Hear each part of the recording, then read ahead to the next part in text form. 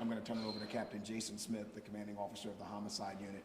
We also have the privilege of being joined by ADA Assistant District Attorney Adam Gilyard, who will also give some remarks, as well as the police department and the district attorney's office certainly worked in tandem in what you're about to hear. So I'm going to turn it over to Captain Smith. He's going to speak briefly about the incident that happened and give you an update. He's also going to speak about an ongoing investigation with regard to the remains of an individual that was found yesterday in Cobbs Creek, because the two incidents are in fact related, and he will go into it. So I would ask that you allow Captain Smith to give the presentation first, then hold questions, and then Mr. Gilyard, he'll have some words to say. We can get questions for him too. All right, Captain Smith.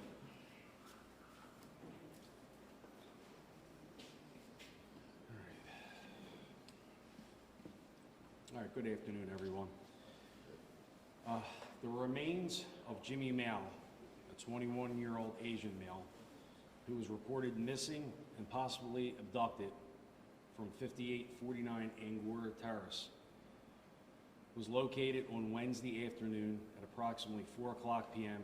at 1050 Cobbs Creek Parkway in the 12th Police District.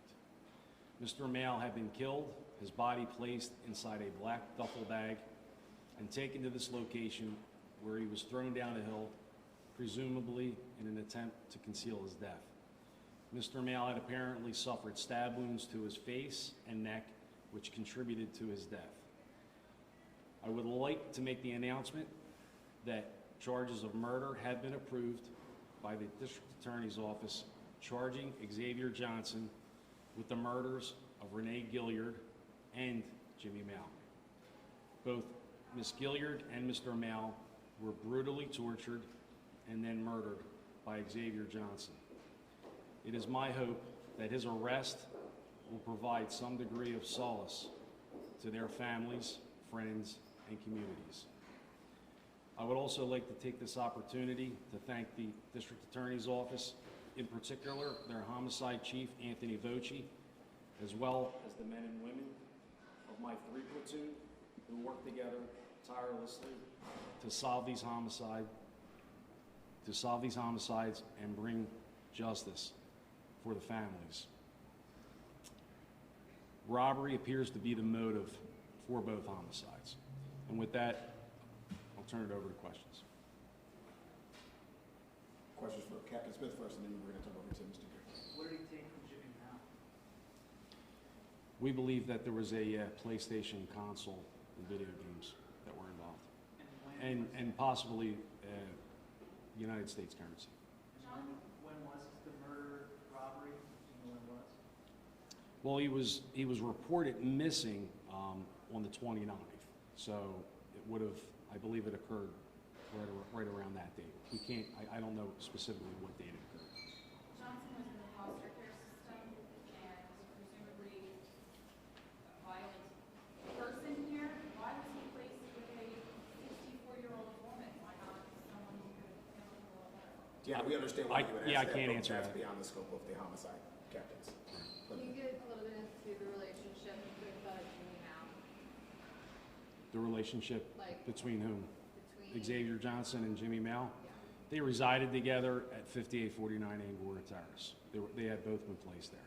Cap, how long had Mr. Johnson been in that house? How many days had he been before the trial? I don't have the answer to that question. I don't know. Are you aware of previous contacts that Johnson had with police at this point? Xavier Johnson, he did have 5 prior arrests. To the best of my knowledge, they were for all assaults, aggravated assaults. Did he admit to these crimes? We haven't spoken to Mr. Johnson yet. When Mel was reported missing, was that area searched? Was it wooded? Was it hard to find his remains? I would have imagined that it would have been extremely difficult to find his remains.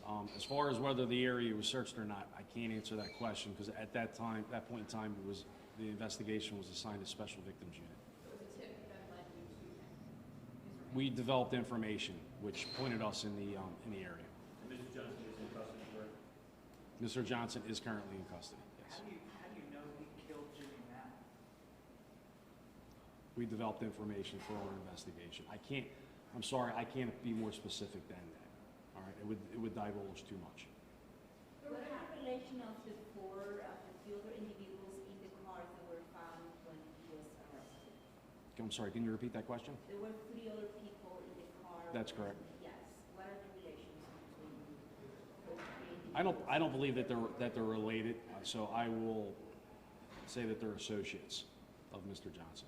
Has he been charged with a missing person out there? Do we think is he still missing? Is he in harm's way? What do we know about? You're talking about Mr. Jacob Richburg. Merrick Richburg. Yeah, he's still missing to the best of my knowledge. Special Victims Unit has that investigation. Did police find a knife used in the Mao killing? We found a knife. We're going to do a forensic examination on the knife that we recovered to determine whether it was the murder weapon. But there's a good possibility that it is. What kind of knife is it? Is it similar to the one used in the Mechanic Street killing? It's possible that it's the same knife, okay, because we know that there were 2 knife wounds to Miss Gilyard when she was discovered. It's also possible that it was a knife that was taken from her home, Like a kitchen knife? a kitchen knife, correct. Is Johnson being charged Yeah. as an adult? I'm sorry, Is he being charged as an adult? has he been charged as an adult? That would be the DA's office is going to have to. Is the other missing teenager, the 16 years old, found yet, or how is the investigation in that regard? No, he's still in missing status to the best of my knowledge. And just to remind you, that investigation is still being led by Special Victims Unit. Yesterday, we did provide you photos of Mr. Richburg. It would be a benefit to us if you can show that photo again, because we're still looking for him. Any idea if is related, like Mr. Johnson is related to the missing, the 16-year-old, the 60-year-old? Is Mr. Johnson related to the Related or any? associates, friends, associates? But what I mean, like, the investigation is leading towards he's also a suspect. No, I would not qualify Mr. Richburg as a suspect at this time. Do I believe that he has information pertaining to this homicide investigation? Yes, I do. So I would like to see him down at the homicide unit, but he's not a suspect at this point in time. Just to understand, Jimmy Mal was 20, so I'm just trying to understand why they lived together. Was he still under foster care system? I can't answer that question. That's a question for DHS. Were you able to get any street surveillance video in the area of either one of these crime scenes? You know, there's cameras in here where Mal's body was found. Right. Yeah, I know we're in the area searching for video. Normally it takes a day or two. We're going to pull vast amounts of video, but it takes time to look at. But our being able to bring this job together did not rely on video evidence. There was a discussion yesterday that there were ransom texts sent to Jimmy Mal's family while he was missing. Is there any suspicion that Mr. Johnson was behind those ransom texts to Jimmy Mal's relatives? Yeah, I'm not in a position to answer that question. I am aware of those texts, those requests for ransom, which I believe that they thought that was bogus. I don't know who those texts were coming from. Again, that occurred while Special Victims Unit had the missing person, endangered person piece of this job.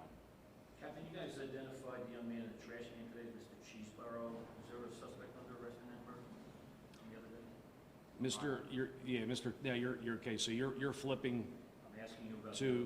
to the job in the 35th district. Yes, sir. Okay, that occurred at it was 660 or 606 Rockland. Correct. Okay. Are there Hey, Dave, do you mind if we finish this one and then come back, just to make sure we're not, because then we'll start Okay. questions. Are there any more questions Case we're pertaining talking to about, so this we'll get to you, investigation? yeah. Have you spoken to Mao's family at all? Of course, absolutely. Yeah, they were just up at the homicide unit yesterday. How are they doing after knowing all this? How are they doing? I mean, how would you expect them to be? They're sad. Right? All right, thanks. So now we'll turn it over to Assistant District Attorney Adam Gear. Thank you very much. Good afternoon, everyone. First and foremost, we want to express our sincere condolences to the families of both Ms. Gilyard and Mr. Mao. That's first and foremost. We also want to thank the PPD for their really fine, outstanding hard work on this matter. in conjunction with our office in getting us to where we are today, which is bringing these most serious charges against the defendant, Xavier Johnson. I'll go through those charges with you now. With respect to Ms. Gilyard's case, we are charging the defendant with murder, possession of an instrument of crime, robbery, theft, access device frauds, tampering evidence, obstruction of justice, and fleeing or attempting to elude a police officer. With respect to Mr. Mao, we are charging the defendant with murder, robbery, theft, possession of an instrument of crime, abuse of corpse, tampering evidence, and again, obstruction of justice. I want to emphasize here that we are at the very most preliminary stage of the criminal matter. There's a lot of investigation that we're going to continue to do, a lot of continuing discovery that we will get prior to this trial. And so we want to emphasize that we are at the very beginning, and to bear with us as we continue to investigate these circumstances, all the facts and details surrounding the death of these two individuals. Can you say whether he's going to be charged as an adult? By function of law, when murder charges are brought, they are charged as an adult. Is it first-degree murder? Murder generally includes first-degree murder. So the defendant on both counts has been charged with murder generally, meaning that it's first-degree murder and third-degree murder at this time.